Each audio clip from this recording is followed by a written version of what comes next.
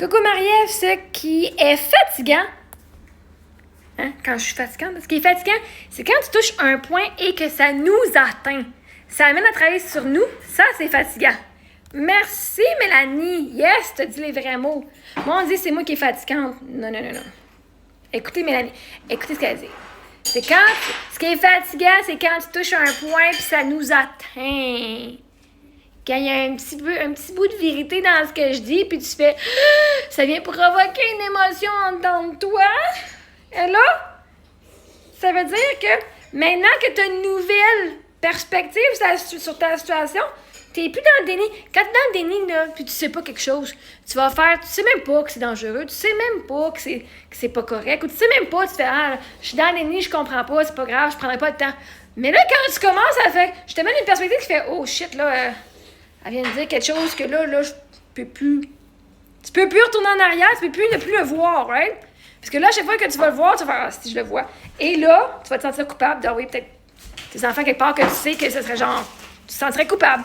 OK, c'est facile de dire, j'envoie mes enfants à l'école. Quand que tu crois que l'école, c'est l'endroit qu'il faut qu'ils aillent, puis que tout c'est vraiment en sécurité.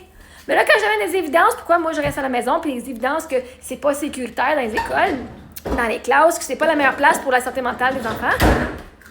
Puis que là, toi, ça fait des années, tes enfants, ils arrivent chez vous, ils donnent ses devoirs, tu signes l'agenda, puis tu vas voir la prof une fois pendant l'année pour les bulletins. Tu sais pas plus qu'est-ce qui se passe. Tes enfants, ils viennent stresser, puis tu catches pas plus. Ben, on va prendre des cours pour gérer l'anxiété, puis tout. Alors, quand t'entends les affaires qui se passent vraiment à l'école, tu fais... Je peux plus éviter, je peux plus être dans le déni. Et c'est ça, là, c'est comme, OK, là, ça me fait vivre des émotions que ça fait longtemps que je refoulais, que je voulais pas voir, puis là, je suis comme mis en projection, je suis comme contre moi, contre des croyances que tu avais avant. Mais ça, c'est ton ego, là, qui veut s'accrocher à la vie. Ah! Fait que oui, ce qui est fatigant, c'est de faire le travail sur soi. Le monde va dire des affaires. Hey, si j'avais pas tort, si j'avais tort, là, ça vous gosserait pas. Si j'avais pas raison... Vous diriez, elle fait juste mentir, ça n'a pas rapport. Et ça vous ferait pas chier, parce que vous diriez, ça m'affecte pas ce qu'elle dit.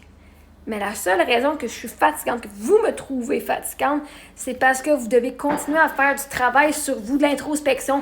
Parce que quand j'amène un nouveau point, c'est comme, ah, moi je fais ça, puis là tu vas aller faire l'introspection sur toi. Mais pour que je puisse vous amener à faire ces introspections-là, avec ces choses-là, j'ai dû moi-même faire l'introspection, de voir mes croyances, puis voir où est-ce que je suis partie, puis où est-ce que je m'en allais, puis est-ce que les croyances que j'avais étaient encore en ligne avec qui je voulais devenir et avec mes objectifs dans la vie. Parce qu'on se fait dire des affaires, on grandit d'une façon, puis là, après ça, quelqu'un nous amène une nouvelle perspective qui va venir totalement changer notre perspective de la vie, et là, tu peux plus le voir, tu peux plus ne plus le voir. Quand tu n'as pas eu ton éveil spirituel, tu es juste dans le déni, tu fais juste faire tes affaires, blablabla. Puis quand tu as ton éveil spirituel, tu fais « Ah, fuck ».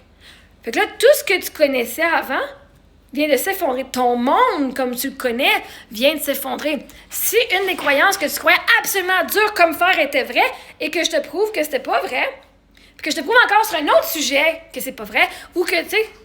Puis là, tu fais « Mais là, mon entière personnalité était basée sur ces croyances-là, sur ces fondations-là. » Mais ces fondations-là n'étaient pas vraies, n'étaient pas véridiques, c'était faux.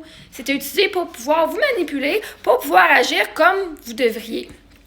Pour faciliter la tâche aux autres personnes qui ne voulaient pas faire le travail sur eux-mêmes.